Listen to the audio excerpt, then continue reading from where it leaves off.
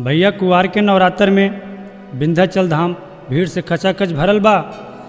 New Kashi group दर्शन खातिर गईल बा माई के। यही मन में सब सोचत बा कि माई के दर्शन कैसे होई यह भीड़ भाड़ भरल में। तो सुनी जा अशोक सुनावता ने।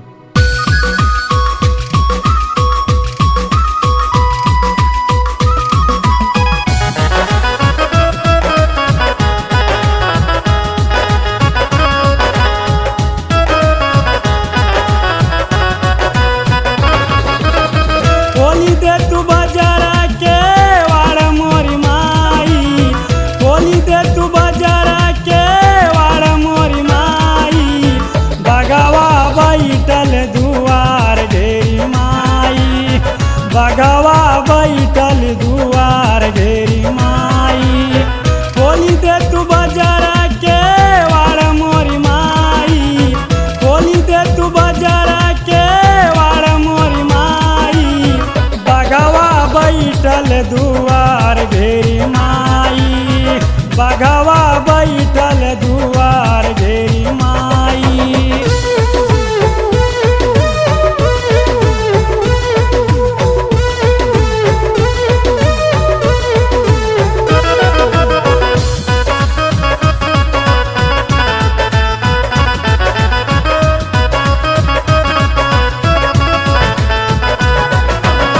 गंधा गुलाब माई नरियर ले आई, अड़हुल के फुलवा के गजरा बनवली।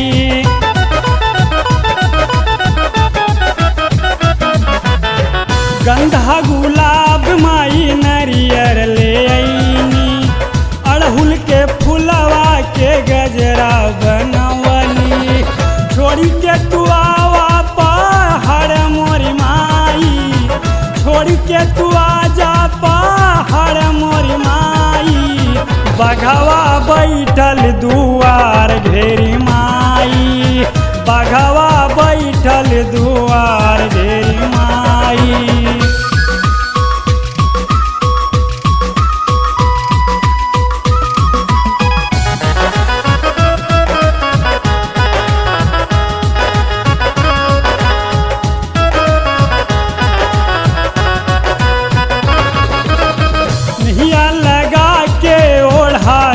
तू आंचल बैठल बनी माई बन के त पागल।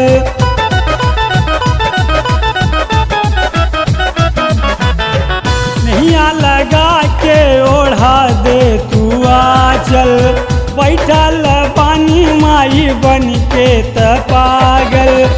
चौरा पे आसन लगाव मोरी माई, चौरा पे आसन लगाव मोरी माई। बघवा बैठल दुआर घेरी माई, बघवा बैठल दुआर घेरी माई।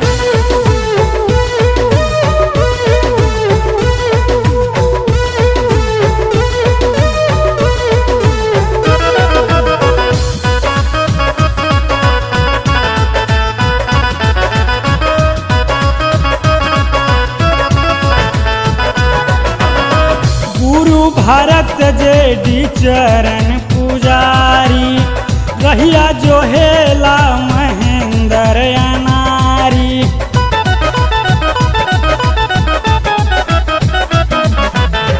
गुरु भरत जेडी चरण पुजारी, रहिया जो हेला महेंद्र अनारी। सुन लाया सोट के पुकार मोरी माई, सुन लाया सोच के पुकार मोरी माई। बघवा बैठल दुआर घेरी माई, बघवा बैठल दुआर घेरी माई।